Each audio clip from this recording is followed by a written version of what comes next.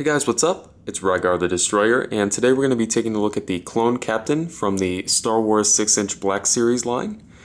This guy's pretty cool, but before we take a closer look at him, let's go ahead and take a look at his packaging. Here it is. Pretty much standard packaging. It's got a picture of the Clone Captain up here on the corner. It's see-through on the side. Over here, nothing. Bottom, nothing. Top window. And on the back, there's his name and a picture of the Clone Captain.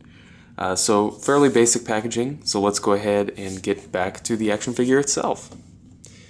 He stands, let's see here, pretty much exactly 6 inches tall, so I'm assuming that's perfect scale for the 6-inch figures.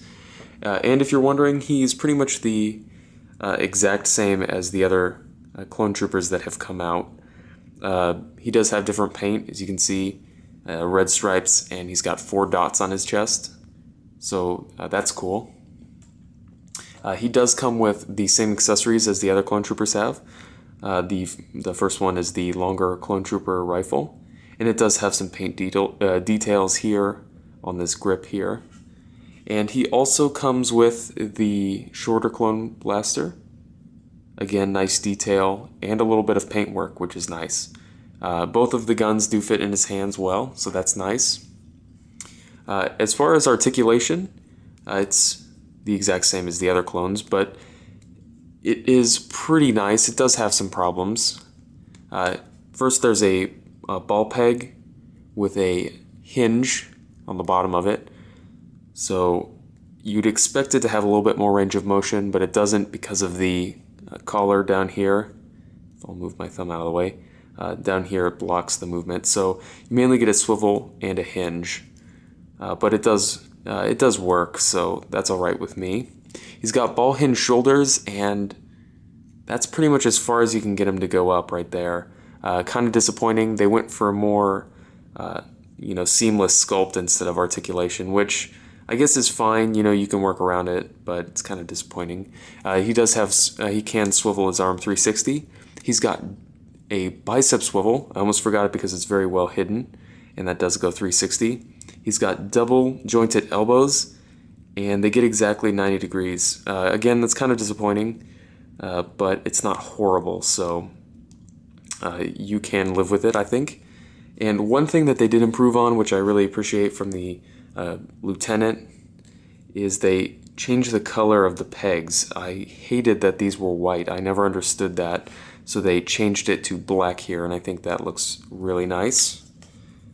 Continuing on with his articulation, he's got a ball-hinged wrist, and that does swivel. And in this hand, the peg runs horizontally through the hand. And on this side, it runs vertically. Same articulation, just slightly different execution. He's got what feels like a ball peg in the chest, maybe a double ball peg, and it works as a swivel, and you can get him to lean a little bit side to side and crunch a little bit forward and back. But again, because they went for sculpt, it is a little bit limited. He has, let's see here, T-jointed hips, which are nice.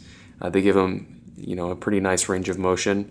Not so much out to the side, but it's pretty good. Good enough for a clone, I think. It does have a thigh swivel that is very well hidden. I appreciate that.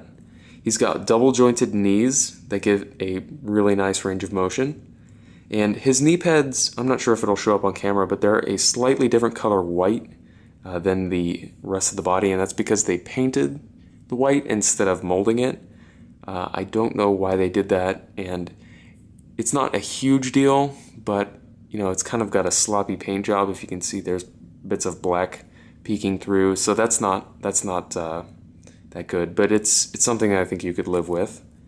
He's got, let's see here, I think it's just hinged ankles, and he does have the ankle rocker.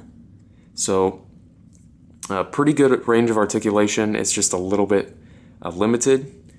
I would say, if you're gonna pick up one of these clones, he's alright. I'm a huge clone fan, so I'm a little bit biased. That's why I picked him up.